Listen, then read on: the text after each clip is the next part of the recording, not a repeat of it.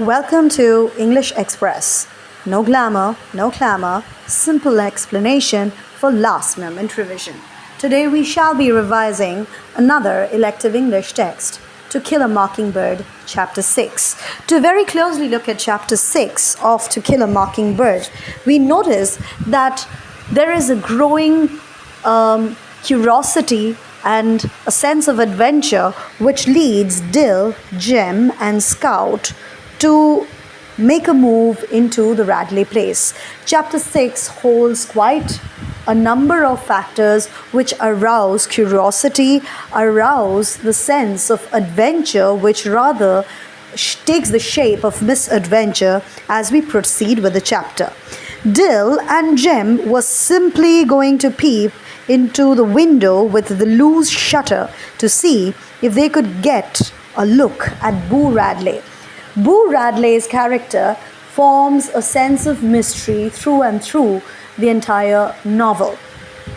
Boo Radley, who has been known, or rather rumored, to be mentally unstable, someone who has remained a mystery always for the neighborhood and a matter of discussion in most of the time negative ways.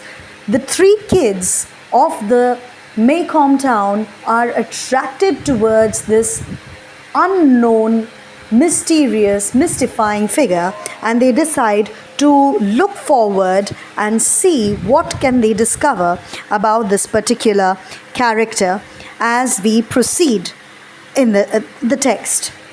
It is also noticed that Scout, who was unwilling to accompany Dill and Jem, who were having this plan to peep into Boo Radley's house in the middle of the night, reluctantly agrees to join Dill and Jem on this adventure after she is taunted and mocked by Jem that either she needs to keep her trap shut or else she needs to go back home.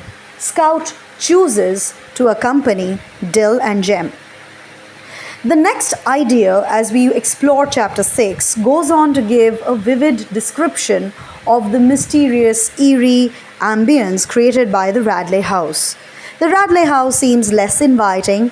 The ramshackled porch, two dark windows between the doors, a rough 2x4 supported one end of the roof, an old Franklin stove placed in the corner of the porch, a hat-rack mirror catching the moonlight and which shone eerily creates an eerie ambience close enough to replicate a haunted ambience, which creates the sense of mystery.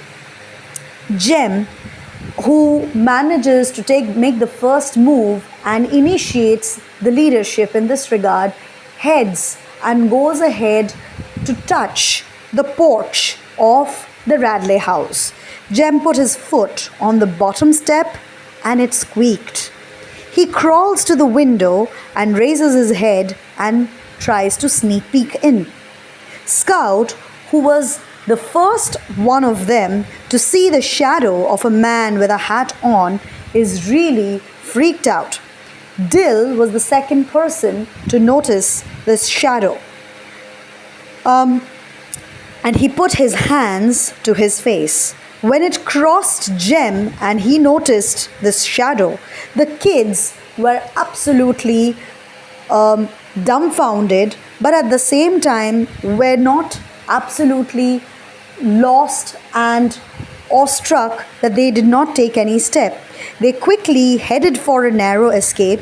When halfway through the collards, Scout tripped, but immediately the roar of a shotgun was heard, which shattered the neighborhood. As they kicked through the bottom wire, while Jem held it up for Scout and Dill, on turning back, Dill and Scout, though managed to escape, noticed that Jem was not with them. He was stuck. His pants were stuck in the barbed wire, and he was trying to get off the pants so that kicking it off so as to get loose. He managed to finally run to safety in his shorts. The neighborhood gathers meanwhile to discuss the gunfire, and Miss Stephanie who was also present there, where Scout, Dill, and Jem managed to find some safety where they calmed down while they were absolutely unnoticed by the others.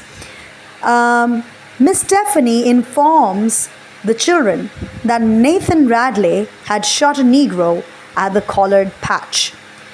The term Negro is a derogatory term, but when we are using it for the sake of explanation, it is much acceptable.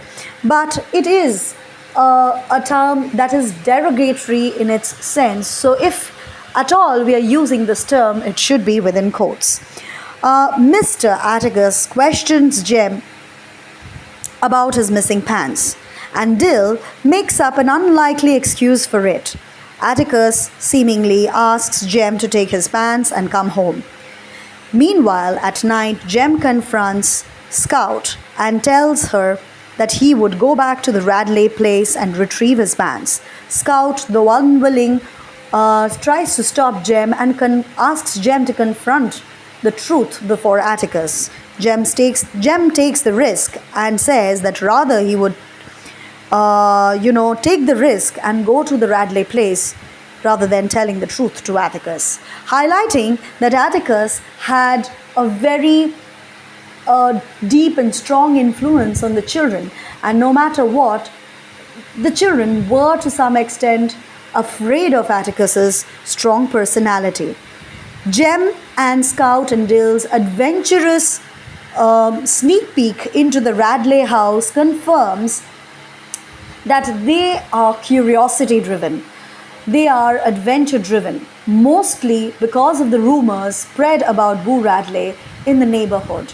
The play, this novel, rather, to be more correct, rather highlights how Boo Radley has left a deep impact on the children.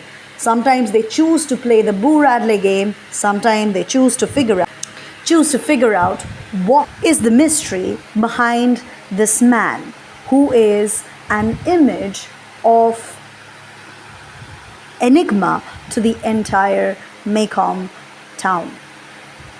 That would be the end of chapter 6 to Kill a Mockingbird. For more content like this, like, share and subscribe to my channel. Thank you.